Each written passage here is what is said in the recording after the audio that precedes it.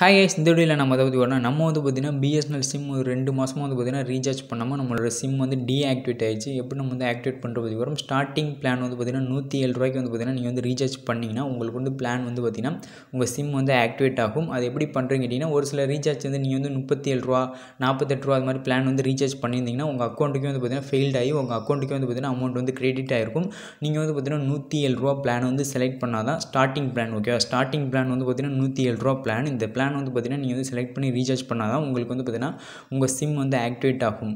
மற்ற எந்த பிளானாக இருந்தாலும் ஃபெயில்ட் ஆகி உங்கள் அமௌண்ட் வந்து பார்த்திங்கன்னா உங்கள் அக்கௌண்ட்லேயே வந்து கிரெடிட் ஆயிரும். இதில் வந்து பார்த்திங்கன்னா 35 நாள் வேலிடிட்டி வந்து தர்றாங்க. 3 GB டேட்டா வந்து உங்களுக்கு வந்து கிடைக்கும். 200 மினிட்ஸ் வரையும் வந்து பார்த்திங்கன்னா நீங்கள் வந்து பேசிக்க முடியும். 35 நாள் வரையும் வேலிடிட்டி வந்து தர்றாங்க. ஓகேவா, 200 மினிட்ஸ் வரையும் நீங்கள் வந்து பேசிக்க முடியும். பிஎஸ்என்எல் டியூன் ஆப் வந்து பார்த்திங்கன்னா 35 நாள் வரையும் நீங்கள் வந்து யூஸ் பண்ணிக்கலாம். இந்த 107 ரூபா பிளானுக்கு நீங்கள் வந்து ரீசார்ஜ் பண்ணிங்கன்னா உங்கள் சிம் வந்து பார்த்திங்கன்னா ஆக்டிவேட் ஆயிரும். ரொம்ப சிம்பிளாக வந்து பார்த்திங்கன்னா நீங்கள் வந்து ரீசார்ஜ் பண்ணிக்கலாம். Bye guys.